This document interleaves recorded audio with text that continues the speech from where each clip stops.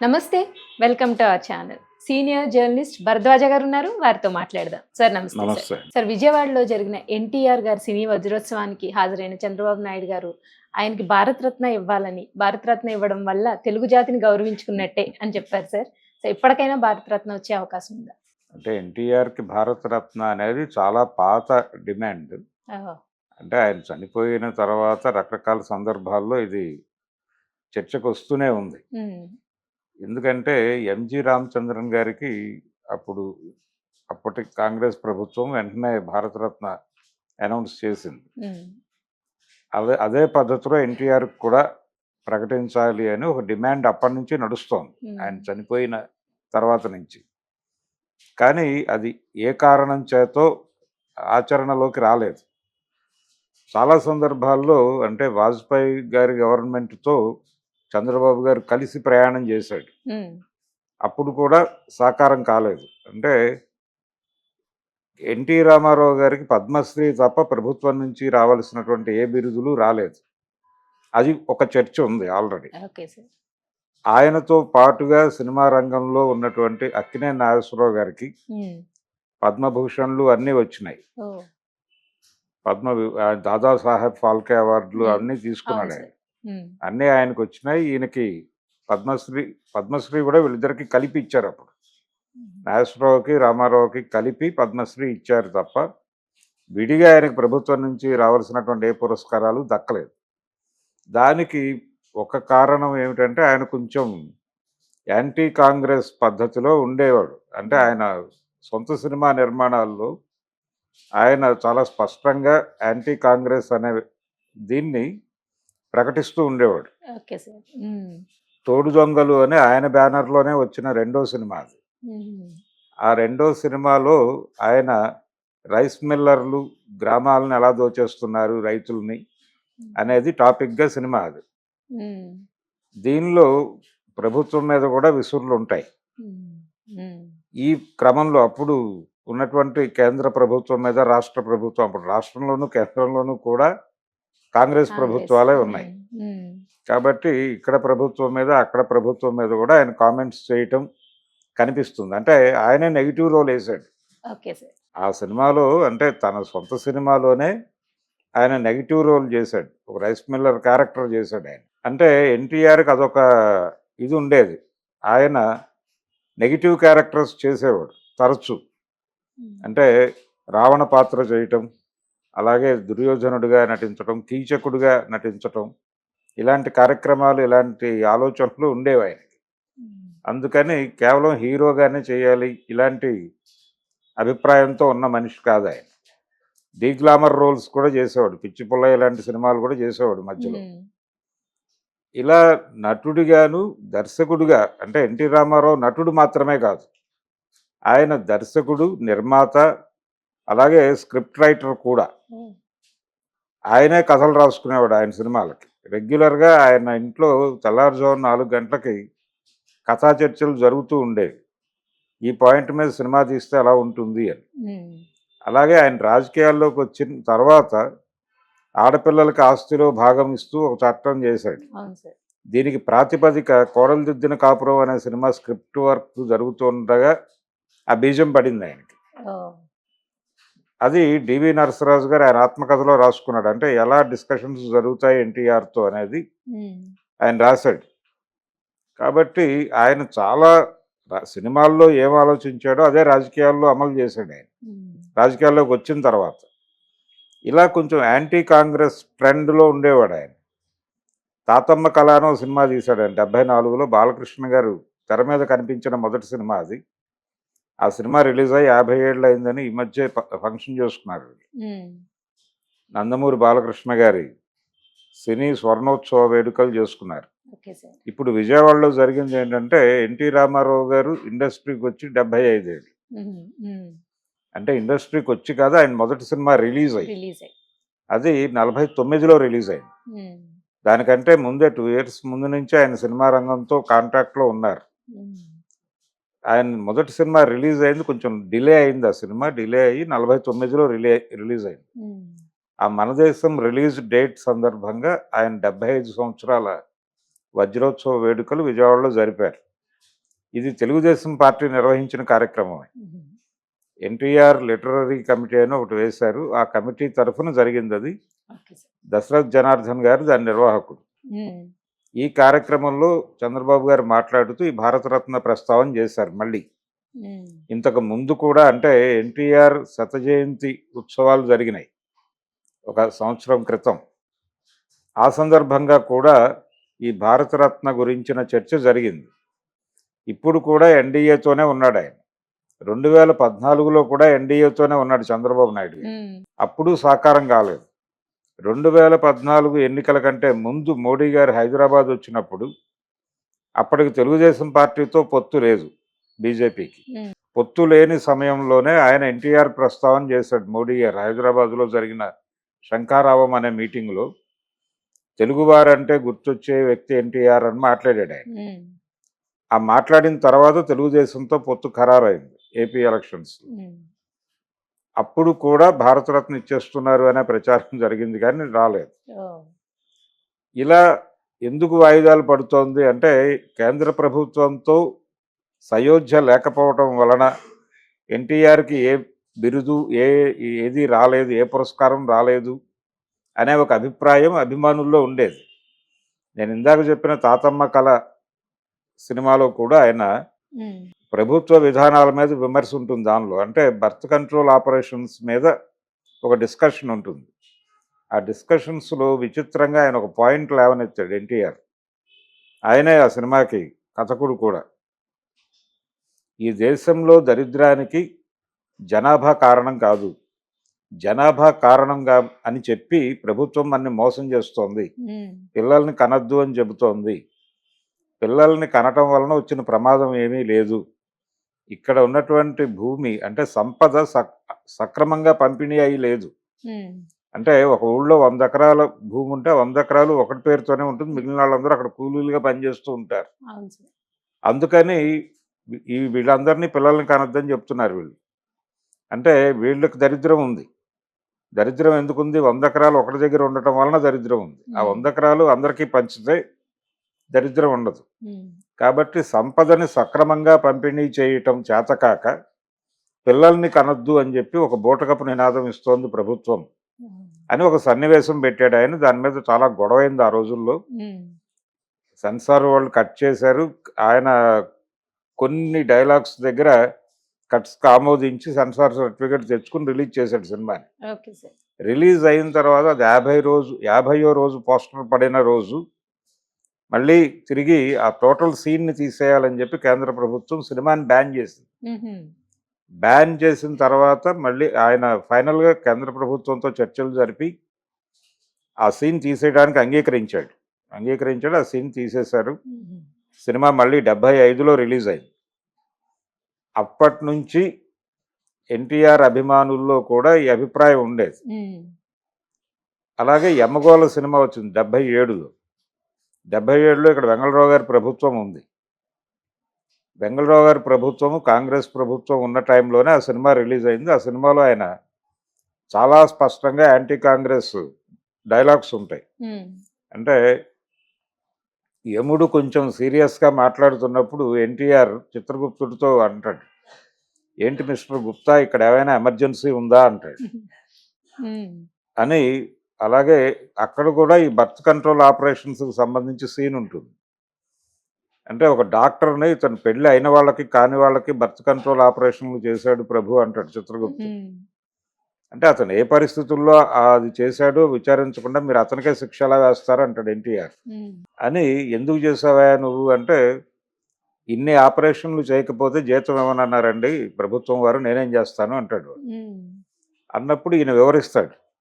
అంటే ప్రభుత్వమా ఏమది అని అంటాడు యముడు.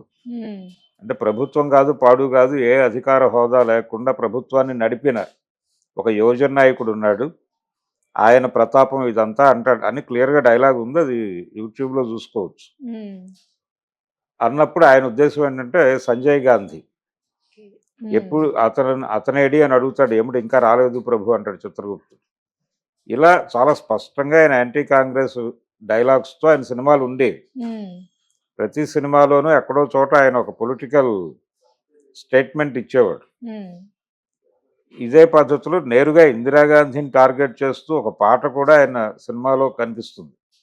రోజులన్నీ మారే నీ పోజులు ఇంకా ఆపవే అని ఒక పాట ఉంటుంది. ఉమ్, అది నేరుగా ఇందిరాగాంధీని అంటే కోడి గొంతు నొక్కి తొలి పొద్దున ఆపలేవిలో ఇలా నడుస్తుంది పాట. నీ తండ్రి పేరు చెప్పి నువ్వు ఇప్పటికీ డాబులు కొడుతున్నావు అనే పద్ధతిలో నడుస్తుంది ఆ పాట సాహిత్యం ఉమ్, అంతా. ఉమ్, అది హీరోయిన్ని టీజ్ చేసే పాటే కానీ ఆయన టార్గెట్ ఇందిరాగాంధీ అనే విషయం ఆ రోజుల్లో జనాలు చర్చించుకున్నారు. ఓ, కాబట్టి ఆయనకి ప్రభుత్వం వైపు నుంచి రావాల్సినటువంటి ఏ పురస్కారాలు దక్కలేదు. ఉమ్, ఇప్పుడు కేంద్ర ప్రభుత్వంతో తెలుగుదేశం పార్టీ సయోధ్యగానే ఉంది. ఉన్నప్పటికీ రావడం లేదు. ఎందుకు రావడం లేదు అనే దానికి సంబంధించి జనాల్లో ఒక స్పెక్యులేషన్ ఏంటంటే, ఈవిడ అంటే లక్ష్మీపార్వతి గారు ఆయన అధికారికంగా ప్రకటించినటువంటి భార్య. ఆయనేమి రహస్యంగా వివాహం చేసుకోలేదు. అవును సార్. ఆయన మేజర్ చంద్రకాంత్ సినిమా శతదినోత్సవ సభలో ఆవిడ్ని చూపించి, తను నాకు సపోర్ట్గా నిలబడుతోంది కాబట్టి ఆవిడని పెళ్లి చేసుకోవాలనుకుంటున్నాను, మీ అభిప్రాయం ప్రకారమే పెళ్లి చేసుకుంటారు, మీరేమంటారు అని అడిగాడు. ఉమ్, జనాలందరూ చప్పట్లు కొట్టారు. మీ మీ ఆశీర్వాదంగా భావిస్తున్నానని పెళ్లి చేసుకున్నాడు. కాబట్టి అఫీషియల్గా అధికారికంగా ఆయన ప్రకటించి చేసుకున్న పెళ్లి కాబట్టి ఈ భారతరత్న పురస్కారం ఇస్తే ఆవిడ వెళ్ళి తీసుకుంటారు ఉమ్, అనే ఉద్దేశంతో వీళ్ళు డిలే చేస్తున్నారు వాంటెడ్గానే అని ఒక అభిప్రాయం ఉంది. ఉమ్, కానీ అది కూడా బైపాస్ చేయవచ్చు. అది కూడా బైపాస్ చేసి ఉమ్, వాళ్ళ ఫ్యామిలీ మెంబర్స్ ఎవరైనా వెళ్ళి తీసుకునేలాగా డీల్ మాట్లాడుకోవచ్చు ఈయన ఓకే సార్. చంద్రబాబు గారు. ఉమ్, అయితే ఇప్పటి వరకు జరగలేదు. నిన్న కొంచెం సీరియస్గా మాట్లాడాడు ఆయన. ఉమ్, అంటే శత జయంతి వేడుకల్లో కూడా సీరియస్గానే మాట్లాడాడు. వెంకయ్య నాయుడు గారు కూడా మాట్లాడాడు. ఉమ్, వెంకయ్య నాయుడు గారికి ఎన్టీఆర్కి కూడా ఒక అనుబంధం ఉంది. అంటే 84లో జరిగినటువంటి ప్రజాస్వామ్య పోరాటంలో నాదెండ్ల భాస్కర్రావు వెన్నుపోటు తర్వాత జరిగినటువంటి ప్రజాస్వామ్య పోరాటంలో వీళ్ళు ఆయనతో కలిసి పనిచేశారు. ఉమ్, ఎన్టీఆర్తో కలిసి పనిచేశారు. కాబట్టి ఆ అనుబంధం ఉంది వెంకయ్య నాయుడు గారికి. అయితే తర్వాత ఎప్పుడు ఆయన బీజేపీతో కూడా సఖ్యంగా లేడు ఉమ్, ఎన్టీఆర్. ఆ టైంలో కలిసి పనిచేశారు కానీ ఆ తర్వాత ఆయన క్రిటికల్గానే ఉన్నాడు. ఆయన బీజేపీకి కాంగ్రెస్కి సమాన దూరంలో ఉండాలనేది ఆయన విధానం. ఉమ్, అయితే చంద్రబాబు నాయుడు గారు బీజేపీతో సన్నిహితంగానే ఉన్నాడు. ఒక దశలో 2019 టైంలో ఆయన కాంగ్రెస్తో కూడా అనుకూలంగానే ఉన్నాడు. ఉమ్, అంటే ఎటు అధికారం వస్తుంది అనుకుంటే అటువైపు నడిచే కదలిక చంద్రబాబు దగ్గర కనిపిస్తుంది. కానీ ఎన్టీఆర్ జాతీయ పార్టీలకి రెండిటికి దూరంగా ఉండి ఒక ఫెడరల్ ఫ్రంట్ ఏర్పాటు చేయాలి కేంద్రంలో. అంటే ప్రాంతీయ పార్టీల కూటమిని కేంద్రంలో అధికారంలోకి తీసుకురావాలనే ఒక ఐడియా ఉండేది ఆయన. ఉమ్, ఎన్టీఆర్ కోర్ ఐడియా అదే. అందుకోసం ఆయన కాంగ్రెసేతర ముఖ్యమంత్రుల కాంక్లేవ్ పెట్టాడు విజయవాడలో. కాశ్మీర్ ముఖ్యమంత్రి నుంచి అందరినీ పిలిచాడు దానికి. ఉమ్, అందరినీ కూర్చోబెట్టి చెప్పాడు. కొంచెం టెన్షన్ వాతావరణం క్రియేట్ అయింది ఆ సందర్భంగా. Okay sir. ఉమ్, ఇలా కొన్ని సంచలనాత్మక కార్యక్రమాలు నిర్వహించేవాడు ఆయన ఉన్న రోజుల్లో. ఉమ్, అలాగే చంద్రబాబు నాయుడు గారు ఒక మహానాడులో ఆయన విగ్రహం మీద ప్రమాణం చేసి, మీ ఆశయాలకు భిన్నంగా నేను ఎన్డీఏతో కలిశాను, అది నేను ఫర్దర్గా అలాంటి కార్యక్రమాలు చేయను అని చెప్పి మాట్లాడిన వీడియో కూడా ఉంది ఇప్పుడు ఓకే సార్. సజీవంగానే. ఉమ్, అయినప్పటికీ అది మాట్లాడిన 6 నెలలకే మళ్ళీ ఎన్డీఏతో కలిశాడు ఆయన ఉమ్, 2014లో.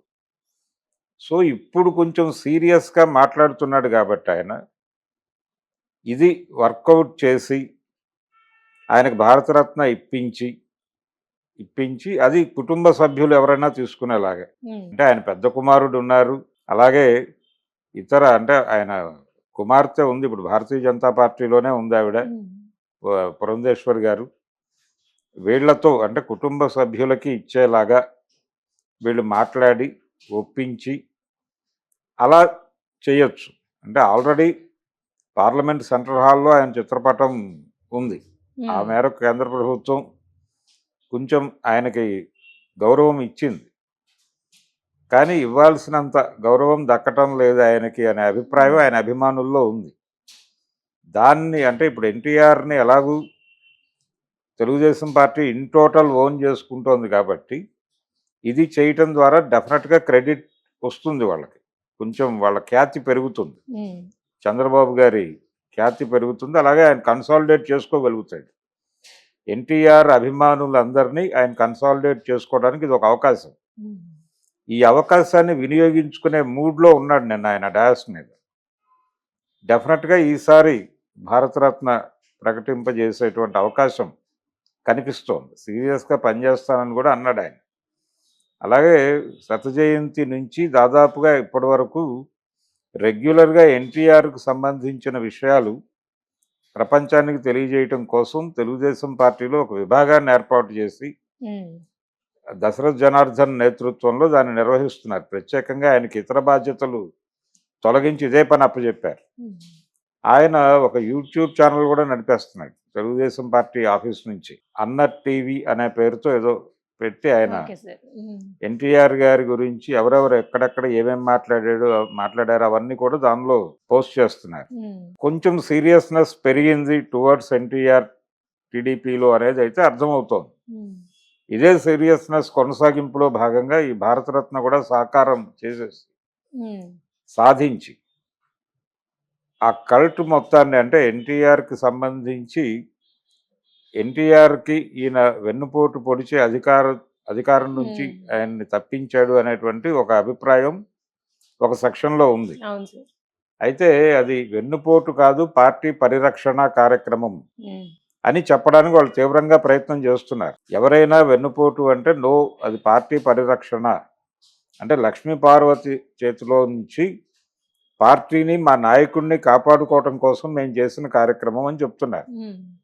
అయితే చంద్రబాబు అదృష్టవశాత్తు ఆయన ఎన్టీఆర్ నుంచి అధికారం లాక్కున్నటువంటి 4-5 నెలల్లోపే రామారావు గారు చనిపోవడం జరిగింది. ఇది ఒక ఆయనకి కలిసి వచ్చిన అదృష్టమే ఒక రకంగా. అంటే నిజానికి ఆయన పార్లమెంట్ ఎన్నికలకు సిద్ధం అవుతున్నాడు అప్పుడు. వేరే పార్టీ పేరు పెట్టుకుని, అంటే తెలుగుదేశానికి పోటీగా ఎన్టీఆర్ సింహం గుర్తుతో పోటీ చేసి గెలవాలి అనేటువంటి ప్రోగ్రాంలో ఉన్నాడు అప్పుడు. ఉండి నిజంగానే ఆయన ఉండుంటే ఆ ఎన్నికల్లో కొంచెం సీరియస్ ఫైట్ అయి ఉండేది. పార్లమెంట్ ఎలక్షన్స్లో ఆయన జనంలోకి వెళ్ళి జనాన్ని తన వైపు తిప్పుకుని తెలుగుదేశం పార్టీకి గుణపాఠం నేర్పాలి అనేటువంటి ఒక ప్రోగ్రాంలో ఉండగా చనిపోయాడు. ఆ చనిపోవటంతో ఆ కార్యక్రమం వెళ్ళిపోయింది పక్కకి. అలా కలిసి వచ్చిన అదృష్టం చంద్రబాబుకి. ఈ నెపం అయితే ఉంది ఆయన మీద ఇప్పటికీ. అప్పుడు ఎన్టీ రామారావు గారు మాట్లాడిన మాటలు ఇప్పటికీ లైవ్లో ఉన్నాయి. ఆయన రకరకాలుగా తిట్టాడు ఈయన చంద్రబాబుని. ఇవన్నీ జనాలు మరిచిపోవాలి. ఈయన చెప్పినటువంటి ఇది పార్టీ పరిరక్షణోద్యమం మాత్రమే, వెన్నుపోటు కాదు అని ఏ ఆర్గ్యుమెంట్ అయితే ఆయన అన్స్టాపబుల్లో కూడా చెప్పాడు. ఆ మాట అన్స్టాపబుల్లో కూడా నేరుగా రామారావు గారి కుమారుడు బాలకృష్ణ గారే ఆ రోజుల్లో మీరు అధికారం మీ చేతిలోకి తీసుకోవటం మీద ఈ విమర్శ ఉంది కదా, మీరు ఏం చెప్తారు అని అడిగాడు. అడిగితే మీ అందరికీ తెలుసు కదా, నేను పార్టీని కుటుంబాన్ని కాపాడటం కోసం చేసిన పని అన్నాడు ఆయన చాలా ఉదాత్తంగా. కానీ ఇది ప్రజలకు తెలియదు కదా, చెప్పడం కోసం నేను ఈ ప్రశ్న అడిగానని ఆయన. వీళ్ళిద్దరూ కలిసి అది పార్టీ పరిరక్షణోద్యమం తప్ప వెన్నుపోటు కాదు అని బలంగా చెప్పే ప్రయత్నం చేశారు. ఆ వేదిక మీద నుంచి 2 సార్లు చేశారు. అందుకని ఇప్పుడు ఆ మాటల్ని నిజం చేసుకోవటానికైనా కనీసం ఎన్టీఆర్కి భారతరత్న ఇప్పించేస్తే ఒక అధికార ముద్ర వేసినట్టు అవుతుంది అనే ఆలోచనతో చంద్రబాబు ఉన్నట్టు కనిపిస్తోంది.